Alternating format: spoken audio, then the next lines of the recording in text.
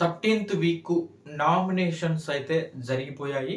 మరి నామినేషన్స్‌లోకి ఎవరెవరు వచ్చారు? ఎవరు ఎవరిని నామినేట్ చేశారు? ఏ పాయింట్స్‌తో నామినేట్ చేశారనేది చూద్దాం. 13వ వారం చాలా చాలా అంటే చాలా ఇంపార్టెంటు. నామినేషన్స్‌లోకి రావాలి. దానికోసమైనా నామినేషన్స్ చేయించుకొనైనా సరే రావాలి. అంత అవసరం అన్నమాట.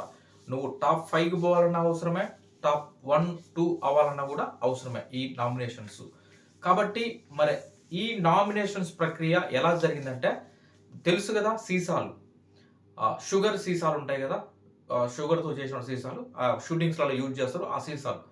ఆ సీసా తోటి సరైన రీజన్స్ చెప్పేసి ఇద్దరిని నామినేట్ చేయాలి. ఇద్దరిని నామినేట్ చేసి టొపుక్కన హెడ్ మీద కొట్టాలన్నమాట. ఇది మనం సుమన్ శెట్టి గారి మీద మాత్రం సుమన్ శెట్టి గారు అబ్బా! అన్నట్టుగా అన్నమాట. యాక్చువల్‌గా షుగర్ సీసాలో అవి దెబ్బగులు తగలవు. జస్ట్ ఇట్లంటేనే పగిలిపోతాయి అయి. అంతే.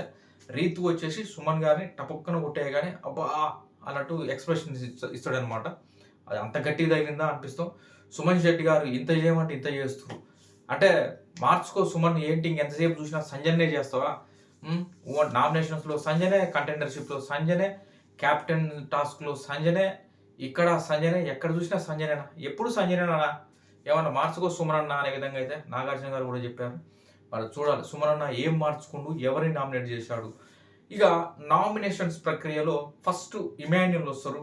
ఇమాన్యుల్ వచ్చి తను నామినేట్ చేసేది తనుజని నామినేట్ చేస్తాడు. తనుజని ఎందుకు నామినేట్ చేస్తాడంటే తనుజ చూసినాం కదా లాస్ట్ వీక్ నామినేషన్ నన్ను చేశాడు కానీ సరైన పాయింట్స్ లేవు, ఉత్త డొల్ల పాయింట్స్ తోటి నన్ను నామినేట్ చేసిండు అనే విధంగా అయితే అన్నట్టుగా తనుజ చెప్పుకుంటూ వచ్చిందన్నమాట. ఈ వారం మొత్తం కూడా నిన్న క్యాప్టెన్సీ టాస్క్లో కూడా తీసేసే సందర్భంలో కావచ్చు, దాని తర్వాత ఉన్న సందర్భంలో కావచ్చు, నిన్న వీకెండ్లో మాట్లాడినట్టు దాంట్లో కావచ్చు, ఎక్కడైనా అంటే బ్యాక్ స్టాబర్ నాకు అనే విధంగా తనుజ ఇమాన్యుయల్‌కి ఇస్తుంది కదా! ఆ విషయంలో చెప్పినటువంటి పాయింట్స్ అంటే సరైన పాయింట్స్ లేకుండా సిల్లీ పాయింట్స్ తీసుకొచ్చేసి నామినేట్ చేస్తున్నాడు. ఏదో త్యాగం చేసిండు కెప్టెన్సీ అన్న దాని మీద తీసుకొచ్చి నన్ను నామినేట్ చేసింది సార్ అనే విధంగా ఆమె చెప్పుకుంటుంది కాబట్టి ఆమె బాధ. దానితో పాటు నిన్న నన్ను తీసివేసే సందర్భంలో అనే విధంగా అయితే ఆయన చెప్పుకోవడం జరిగిందన్నమాట. రీతు అండ్ తనుజ, డేమాన్ పవన్, బర్నీ గారు అందరు ఇన్వాల్వ్ అవుతారు దాంట్లో. స్టార్టింగ్ అది డ్యాగర్ తీసుకుపోయి కూర్చోాల్సి ఉంటుంది కదా! ఆ విషయమై ఆర్గ్యుమెంట్స్ అనమాట. ఇటు ఇమాన్యుల్ వచ్చేసి ఇటు తనుజకి అటు రీతుకి వాళ్ళిద్దరికి గొడవ పెట్టినట్టుగా అయిందనమాట ఇక్కడ. వాళ్ళిద్దరు అంటే నాకు సార్ ఇవాళ కూడా క్లియర్‌గా చెప్పేసిండు. నువ్వు మాట్లాడుకుంటున్నావు. మధ్యలో వాళ్ళెందుకు వచ్చి మాట్లాడుతున్నారని అన్నారనమాట. అంటే డేమాను అండ్ కళ్యాణ్ వాళ్ళిద్దరు మాట్లాడుకుంటుంటే రీతు వచ్చేసి డేమాన్‌కి సపోర్ట్‌గా చేస్తారు కదా! నువ్వేమన్నా లాయర్‌వా డేమాన్‌కి అనే విధంగా నాకు సార్ మాట్లాడతారు కదా! అలా అనమాట. ఇక్కడ అదే సిట్యుయేషన్స్ వస్తది. ఇక్కడ ఒకరి నుంచి ఒకరు మాట్లాడుతుంటే అటు రీతు అండ్ తనుజ వాళ్ళిద్దరి మధ్య ఆర్గ్యుమెంట్స్ వస్తాయి. అంటే ఆ పాయింట్స్ వస్తాయి. దాని పరంగా వాళ్ళిద్దరూ మరి గట్టిగానైతే అరుచుకున్నారు. చాలా క్లోజ్ ఫ్రెండ్స్. అది ఉంటదా? ఉండదా? Just nominations వరకేనా? నామినేషన్స్ అయిపోయిన తర్వాత ఇద్దరు కలిసి కూర్చొని మళ్ళీ మాట్లాడుకుంటారా? చూడాలి. మొత్తానికైతే చాలా స్ట్రాంగ్‌గా నేను నాకు సార్ కూడా చెప్పారు. ఇది నా ఫిఫ్త్ అంటే ఇగ టాప్ 5లో ఉండడానికి ప్రయత్నించండి. అందులో విన్నర్ అవ్వడానికి ప్రయత్నించండి గట్టిగా. అందరూ కూడా ట్రై చేయండి అని అయితే నాకు సార్ చెప్పారు. ఎవరు కూడా అందరూ ఎవరికి వాళ్ళు అమ్మో సెల్ఫ్‌గా ఆడుకోవాలిరా బాబు. ఎవరికి త్యాగాలు ఇయన్నీ వద్దు అనే విధంగా అయితే వాళ్ళు ఫిక్స్ అయ్యారు. ఆ రకంగా తనుజ అండ్ రీతు మధ్య కూడా బీభత్సమైన ఆర్గ్యుమెంట్స్. ఇటు తనుజకి ఇమాన్యుయల్ అండ్ రీతుకి కూడా బాగా ఆర్గ్యుమెంట్స్ జరుగుతాయి. అదేవిధంగా డేమాన్ పవన్ తోటి ఇమాన్యుయల్‌కి ఈ రకంగా అయితే గట్టిగా నామినేషన్స్ జరుగుతాయి. దాని తర్వాతకి సుమన్ శెట్టిని రీతు వచ్చేసి నామినేట్ చేస్తుందనమాట. ఆ నామినేట్ చేసేటప్పుడు చెప్పినటువంటి పాయింట్స్ కూడా చాలా క్లియర్‌గా చెప్తుందనమాట.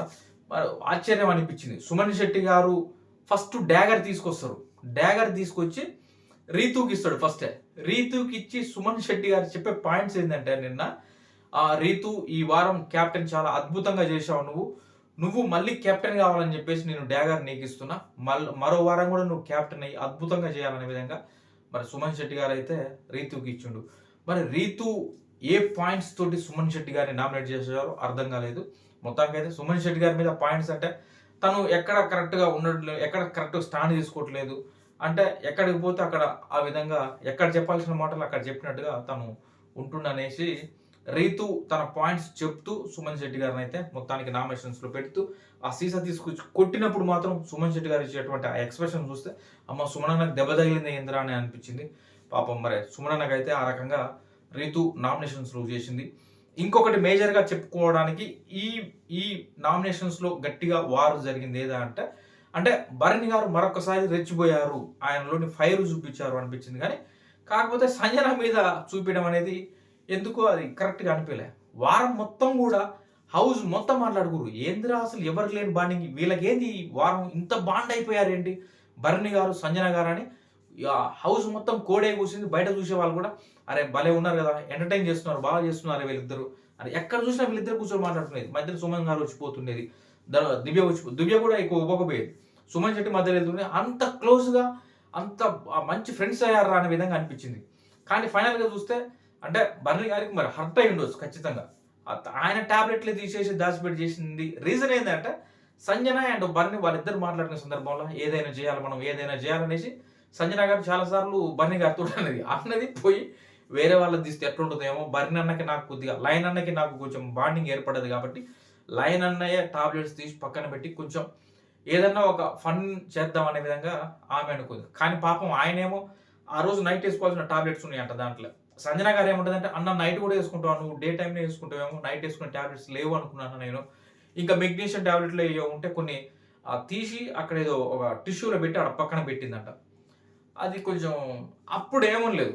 అప్పుడు దాని తర్వాతకి ఆ రోజు నైటు పాపం ఈ విషయమై అనవసరంగా దివ్య కల్పించుకొని దివ్య బాగా ఏడుస్తుంది. మోస్ట్లీ భరణి గారు సంజన గారిని నామినేట్ చేయడానికి ఇది ఒక మెయిన్ కారణమై ఉండొచ్చు. అంటే పాపం దివ్య సంజన ఈ టాబ్లెట్స్ తీసినందుకు దివ్య మధ్యలో ఇన్వాల్వ్ అయ్యి ఏదో మాట్లాడదాం అనుకుంటే అప్పుడు భరణి గారు ఇరిటేట్ అయిపోయి నా విషయంలో నువ్వెందుకు దూరుతున్నావు అనే విధంగా అయితే భరణి గారికి అండ్ దివ్య గారికి మధ్య ఆర్గ్యుమెంట్ జరుగుతుంది. ఆ కారణంగా దాని తర్వాతకి దివ్య ఎక్కి ఏడుస్తుంది. అదంతా జరిగింది. నెక్స్ట్ డే రోజు ఆ రోజు నైట్ అంతా అయిపోయిన తర్వాత సంజన గారు వచ్చేసి భరణి అన్న లైన్ అన్న నీతో ఒక్క విషయం మాట్లాడాలి, వస్తారా బయటికి పక్కకు వస్తారా అంటే నేను ఇప్పుడు రేపే మాట్లాడుతా అంటాడు. పాపం అప్పుడు ఆయన సీరియస్గానే ఉన్నాడు. ఎందుకులే వెళ్ళి మళ్ళీ అనవసరం గొడవ అవుతుందని చెప్పేసి కొంచెం కంట్రోల్గా ఉండి అలా ఉన్నమాట. నెక్స్ట్ డే తీసుకొచ్చేసి మార్నింగ్ అవన్నీ తీసి ఇస్తుంది. అప్పటికి ఇమానుయల్ చెప్తూనే వాడు ఇయ్యి మమ్మీ ఎందుకు ఆయనతోటి, పాపం ఆయన ఎవ్వరు మాట్లాడతలేరు ఈ వారం మొత్తం నీతోటి, కనీసం ఆయన ఒక్కడి నీతోటి కలిసి కూర్చొని మాట్లాడుతుండు, ఆయన ఎందుకు చేస్తావు అంటే లేదు మా ఇద్దరి మధ్యలో ఫండ్ ఉందిలే, ఆ ఫండ్ కోసమే చేస్తున్నా అంటది. అంటే సంజన గారు వేరే ఎక్స్పెక్ట్ చేశారు, ఎక్కువ కలిసి మాట్లాడుకుంటున్నాం కదా మన మధ్య ఫండ్ అది జనరేట్ అయితే బాగుంటుంది అనే విధంగా ఆమె ప్లాన్ చేశారు. కానీ అది కొంచెం దివ్య మధ్యలోకి వచ్చి దివ్య అంతా ఎక్కి ఏడ్చి దివ్య బాధపడి ప్లస్ దివ్య ఎలిమినేట్ అయిపోయింది ఈ వారం. కాబట్టి ఇదంతా కొంత భరణి గారు నైట్ ఆలోచించినట్టున్నారు బాగా. మేబీ ఇది ఏమైనా మైనస్ అయిందేమో, సంజన గారు ఇలా చేయడం కరెక్ట్ కాదనే విధంగా అయితే కొంత సంజన గారి మీద అయితే ఫైర్ అయ్యారు. నా మెడిసిన్స్ తీసుకొని దాచిపెట్టి నా మీదనే పంచులేసి అది హ్యూమర్ అంటూ ఉన్నావు నువ్వు, నాకు అస్సలు నచ్చలేదు అనే విధంగా అయితే, అసలు మెడిసిన్స్ తీసుకుని ఎవరైనా దాచిపెడతారు అనే విధంగా అయితే ఫైర్ అవుతూ చాలా కొంచెం గట్టిగా మాట్లాడుతూ తను సంజన గారిని అయితే నామినేషన్స్లో పెట్టారు. సంజన గారు లైట్ మామూలుగా తీసుకున్నారు, ఎందుకంటే ఎక్కువ ఏం మాట్లాడలే.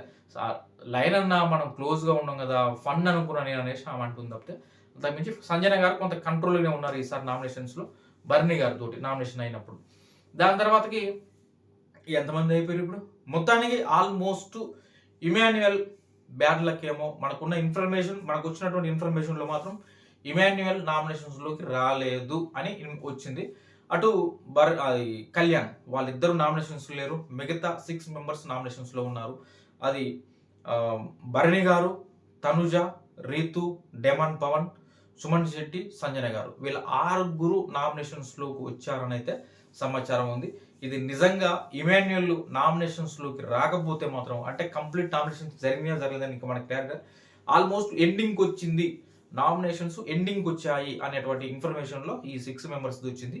మేబీ ఇంకో ఏమైనా ఉంటే ఇమాన్యుయల్ రావచ్చు. మరి ఒకవేళ ఇమాన్యుయల్ కూడా అంటుండే ఈ మధ్య నామినేషన్స్లోకి వెళ్ళాలని, నాకు క్యాప్టెన్ కావడం ఇంపార్టెంట్ కాదురా, నాకు నామినేషన్స్లో ఉండడమే ఇంపార్టెంట్, కాకపోతే నువ్వు చెప్పిన పాయింట్స్ కరెక్ట్గా లేవు అంటూ డేమాన్ మీద మాట్లాడతాడు కదా. ఆ పరంగా చూస్తే మరి ఇమాన్యుయల్ నామినేషన్స్లోకి రాలేదంటే మిగతా వాళ్ళు కూడా కొంచెం అలర్ట్గా ఉన్నారేమో, లేదు ఇమాన్యుయల్కి ఎందుకు అవకాశం ఇవ్వాలి, నామినేషన్స్లోకి ఇమాన్యుయల్ని ఎందుకు పంపించాలి, ఓటు బ్యాంక్ ఎందుకు పెంచాలి ఇమాన్యుయల్కి, సో ఇమాన్యుయల్ని ఇమాన్యుయల్ మనల్ని నామినేట్ చేసినా సరే మనం ఇమాన్యుయల్ నామినేట్ చేయొద్దు అని కూడా అనుకుని ఉంటారు. ఎందుకంటే గుచ్చి వచ్చిన వాళ్ళందరూ కూడా ఇమాన్యుయల్ గురించి నువ్వు నామినేషన్స్లోకి రా అని చెప్పారు. దాని కారణంగా ఈసారి ఇమాన్యుయలే ముందు సేవ్ అవుతాడు సేవింగ్ ఆర్డర్లో, దాని తర్వాత తనుజ కింద ఆర్డర్ సేవ్ అవుతారు కాబట్టి మోస్ట్లీ అనుకుని ఉండొచ్చు ఇమాన్యుయల్కి మనం నామినేషన్స్లోకి వెళ్ళే అవకాశం ఇవ్వద్దు అని కూడా అనుకుని ఉండొచ్చు. చెప్పలేము మొత్తానికి. మరి ఇంకో నాకు తెలిసి 6 మెంబర్సే ప్రస్తుతానికైతే ఉన్న నామినేషన్స్ లిస్టు. ఆల్మోస్ట్ ఎండింగ్కి వచ్చిందన్నారు, చూడాలి. ఈ 6 మెంబర్స్ అయితే నామినేషన్స్లోకి వచ్చారు. కళ్యాణ్ క్యాప్టెన్ కాబట్టి లేడు. ఇక ఇమాన్యుయల్ సంగతి అది. ఇప్పటికి ఉన్నటువంటి నామినేషన్స్ సంబంధించినటువంటి ఈ లిస్టు వివరాలు అయితే ఇది. ఇంకా ఏమైనా బెటర్ అప్డేట్స్ ఇంకా క్లియర్ కట్గా అంటే కొంతమందికి తెలిసింది ఎవరు ఏ రీజన్ తోటి నామినేట్ చేశారనేది, ఇంకా మిగతా వాళ్ళు కూడా తెలిస్తే దాంతో ఇంకో వీడియో రూపంలో మీ దగ్గరకు వస్తా. Thank you friends. సబ్స్క్రైబ్ చేసుకోండి, లైక్ చేయండి, కామెంట్ చేయండి మీ ఒపీనియన్.